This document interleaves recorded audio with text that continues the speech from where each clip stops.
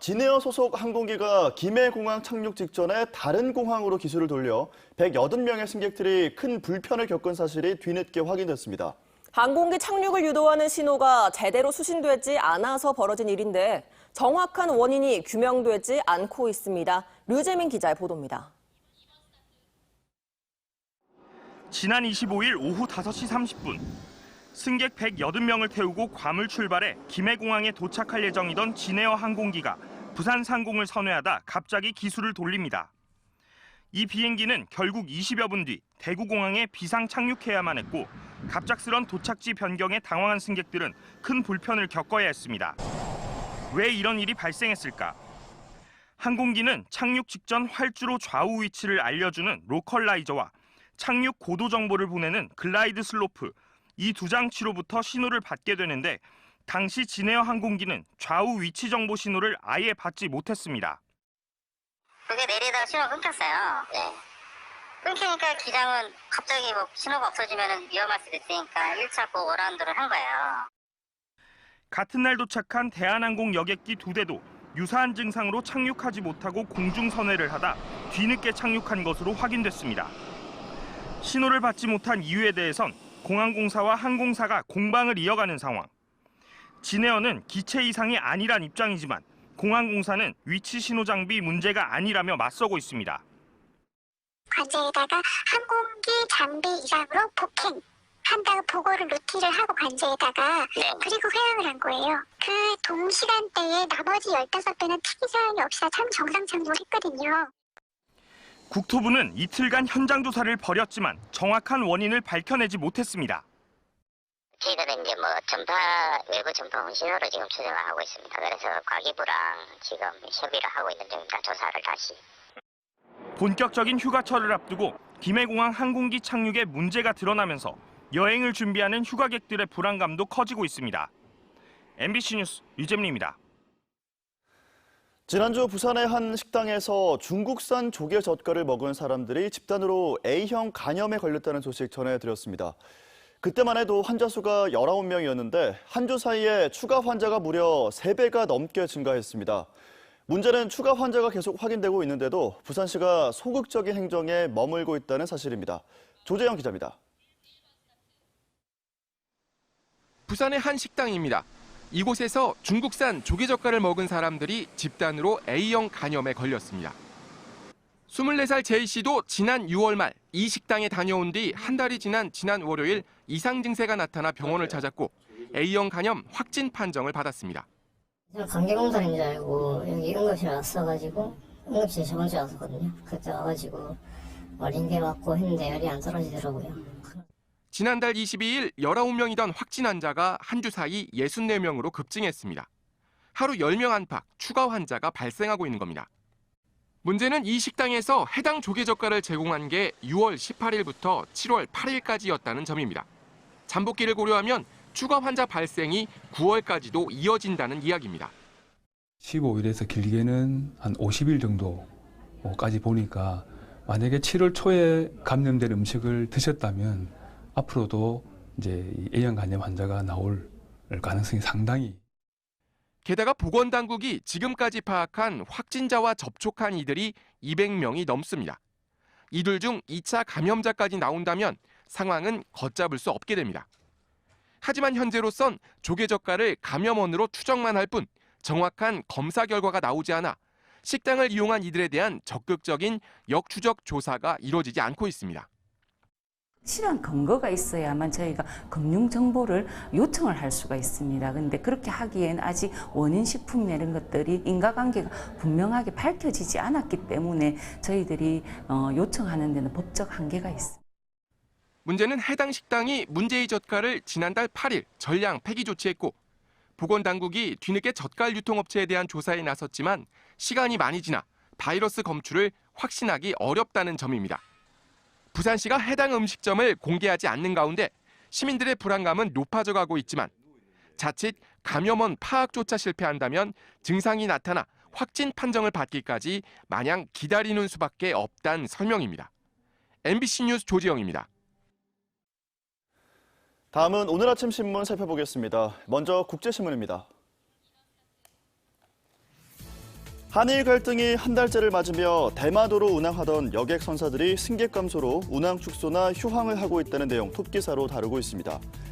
부산항만공사에 따르면 지난 1일부터 21일까지 일본 항로 입출국자 수가 4만 7천여 명으로 전년 동기 대비 29%나 줄었는데 특히 대마도 노선의 경우 여행객이 줄어 지난달부터 운항을 중단하고 있다고 합니다. 다음 기사입니다. 오거돈 부산시장과 김경수 경남지사가 김해 신공항 국무총리실 재검증 판정위원회 대구, 경북을 포함하자는 제안에 공감대를 형성했다는 소식입니다. 오 시장과 김 지사가 지난달 27일 만나 총리실 재검증 판정위원회 구성 방식과 운영 방향을 논의했는데 이 자리에서 판정위에 TK를 포함하는 데 의견을 같이 했다는 내용입니다. 이런 구성이 관철되면 동남권 관문공항 문제와 관련한 지역 갈등 해소의 시발점이 될 거라는 기대 함께 전하고 있습니다. 다음은 부산일보입니다. 오면 기사입니다. 명지 국제신도시에 올해 9월 개교를 목표로 MOU까지 체결했던 영국 랭커스터 대학 설립이 2년이 지나도록 감감무소식이어서 설립 무산 우려가 제기된다는 내용입니다. 시는 지난 2017년 보도자료를 내 회계금융과 경영관리 과정 등을 운영하는 대학 유치 업무 협약 체결을 맺었다며 대대적으로 홍보했지만 추가 협상 논의가 지지부진한 상태라는 내용인데요. 하지만 부산시는 랭커스터 대학 설립은 계획대로 진행된다며 이런 의혹에 대해 선을 그었다고 합니다. 지금까지 아침신문 살펴봤습니다. 8월의 첫날인 오늘도 불볕더위가 계속되겠습니다. 열대야도 수그러들지 않고 있는데요. 지난 밤에도 부산은 기온이 25도 이상 유지되며 닷새째 열대야가 이어지고 있고요. 나흘째 폭염주의보가 발효 중인 가운데 낮 기온도 32도까지 치솟겠습니다. 요즘 기온뿐 아니라 습도도 높아서 더위 불쾌감이 심합니다. 실내 온습도를 적절하게 조절해 주시고 물이나 수분이 많은 과일을 섭취하는 등 건강관리 잘해 주셔야겠습니다.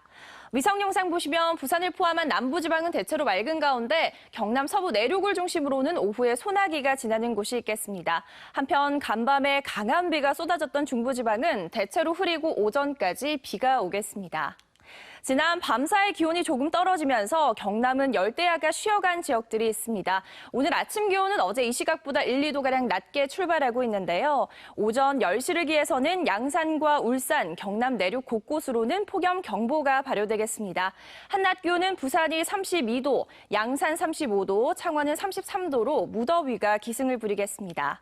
바다의 물결은 동해남부 먼바다에서 최고 1.5m까지 비교적 낮게 일겠습니다. 당분간 맑은 날씨 속 기온은 계속 높게 오르겠습니다. 주말 내내 낮 기온이 32도까지 오르는 등 찜통더위가 이어지겠습니다.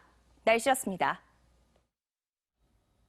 부산 기장군에 국내 최대 규모의 야구 테마파크가 문을 연 게 벌써 3년 전 일입니다. 그런데 야구 테마파크의 핵심이라고 할 수 있는 한국 야구 명예전당 사업은 첫 삽도 뜨지 못한 채 수년째 표류하고 있습니다. 이유가 뭔가 했더니 건물을 지어줘도 운영할 돈이 없어서라는데 이 돈 없다는 KBO 10개 구단, 하나같이 재벌 기업들입니다. 이만흥 기자의 보도입니다. 지난 2016년 부산 기장군에 문을 연 국내 최대 규모의 아마추어 야구장입니다. 현대식 잔디 야구장 4개와 리틀 야구장, 소프트볼 경기장까지 짓는데 300여 원이 들었습니다. 야구 테마파크로 불리는 이곳의 핵심 시설은 한국 야구 명예의 전당. 대한민국 야구 115년 역사를 집대성한 야구 박물관을 부산에 짓는 사업입니다. 야구장 바로 앞에 평탄 작업까지 마친 명예의 전당 부지가 마련돼 있습니다. 당초 계획대로라면 한국 야구 명예의 전당은 공사를 모두 마치고 올해 개관을 해야 합니다. 그러나 보시는 것처럼 이곳은 공터로 남아 있어서 주차장으로 사용이 되고 있습니다. 지난 2014년 부산시와 기장군, KBO는 3자 협약을 맺고 부산시가 건립 비용을, 기장군이 부지를, KBO가 운영을 각각 나눠 맡기로 했습니다. 그런데 문제가 생겼습니다. 명예의 전당 운영비가 연간 20억 원으로 추산되는데 입장료 수입 정도로는 운영비 적자를 감당하기 어렵다는 겁니다. KBO는 부산시에 운영비 지원을 요구하고 있고 박물관이라는 게 그렇더라고요. 얼마 이게 끝나는 게 아니고 계속 추가적인 그 설비나 비용 계속 추가적인 게 들어가기 때문에 부산시는 땅도 내놓고 건물도 지어주는데 운영비까지 부담할 수는 없다는 입장입니다. 행안부에서 지원 같은 건 해주지 말고 박물관이나 이런 것들이 전국적으로 많은 문제가 있으니까 독립체산제가 될 수 있도록 운영비를 지원 안 하는 방안을 마련해라 해가지고. 부산시와 기장군, KBO는 운영비 부담을 놓고 논의를 계속하고 있지만 입장을 좁히지 못하고 있습니다. 개관은커녕 첫 삽도 뜨기 전에 운영 적자 무서워서 한국 야구 명예의 전당 못 짓겠다는 KBO. 대한민국 재벌기업 10대 구단으로 구성된 KBO가 지난해 선수 연봉으로 지출한 돈은 700억 원이 넘었습니다. MBC 뉴스 이만행입니다. 한 주간 지역 문화계의 각종 소식을 정리해보는 순서죠. 오늘은 반려동물과 인간과의 관계를 다시 한번 생각해보는 전시회와 또 환경오염 문제를 재활용을 통해 고발하는 이색 전시회를 소개합니다. 문화산책 정세민 기자입니다. 반려동물 천만시대. 이제는 가족의 구성원으로 자리매김한 반려동물과 인간과의 관계를 화두로 담아낸 전시회가 부산 시민회관에서 열리고 있습니다. 변대영과 방정아, 이지양 등 지역의 미술인들은 조각과 그림, 사진 등 다양한 형태로 유기견 문제에서부터 동물 학대, 반려동물 시장 확대 등 사회적 이슈들을 다루고 있습니다. 동물이 아니라 함께 사는 그런 여러 가지 생각들을 가지고 그리고 좀 메시지를 이런 우리가 천만 시대의 반려동물을 어떻게 시각으로 바라봐야 된다는 거에 대한 이야기들을 하시는 분들로 선별하셨습니다. 작가의 작업실을 드나드는 고양이 가족의 얘기를 그려낸 조각에서부터 작가가 직접 키우던 고양이를 위해 마련한 설치 작품, 그리고 끊임없이 새끼를 낳아서 반려동물 시장에 팔게 되는 어미개의 비극적인 모습까지 작가 개인들의 스토리를 작품 속에 녹여냈습니다. 다음 달까지 계속되는 이번 전시회는 특히 방학을 맞은 어린이 관람객들의 발길이 잇따르고 있습니다. 마치 사진을 보듯 상세히 묘사된 우주선 발사대, 실물을 축소한 듯 정확하게 재현한 헬리콥터. 그러나 자세히 살펴보면 모든 재료는 생활 주변에서 흔히 보는 재활용품을 사용했습니다. 미국 뉴욕 출신으로 현재 대전 한밭대학교에서 교수로 재직 중인 폴 포추나토가 부산에서 작품전을 열고 있습니다. 이 세계가 지금 이제 환경에 대해서 악화되고 있는 것들에 대한 것들을 작가님이 작업적으로 좀 표출을 하고 계세요. 자연에 대한 사랑을 예술로 승화시키고 있다고 지금 작업을 하고 있습니다. 한결같이 버려진 폐품을 활용한 그의 전시회에서는 현재 인류가 직면하고 있는 환경오염과 그로 인한 위기 상황을 작가 특유의 해학적 표현으로 꼬집었습니다.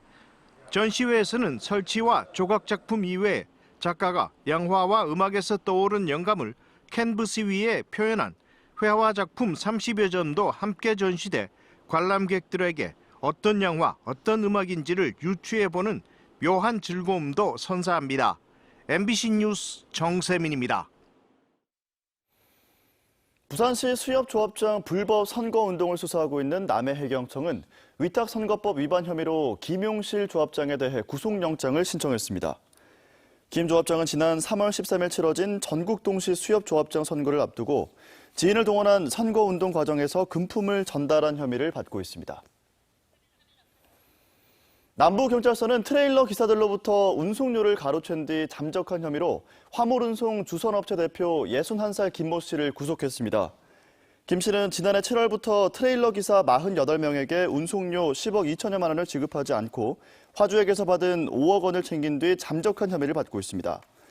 경찰은 김 씨가 화물 운송을 해주면 60일 뒤 운송료를 지급하겠다고 기사들을 속여왔고 경찰에 신고하지 않은 기사들을 포함하면 피해자가 100명이 넘을 걸로 보인다고 밝혔습니다.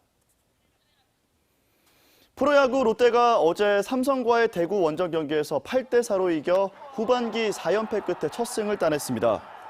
선발로 나선 박세웅은 5와 3분의 1이닝 동안 4안타 2실점으로 호투하면서 370일 만에 승리 투수가 됐습니다.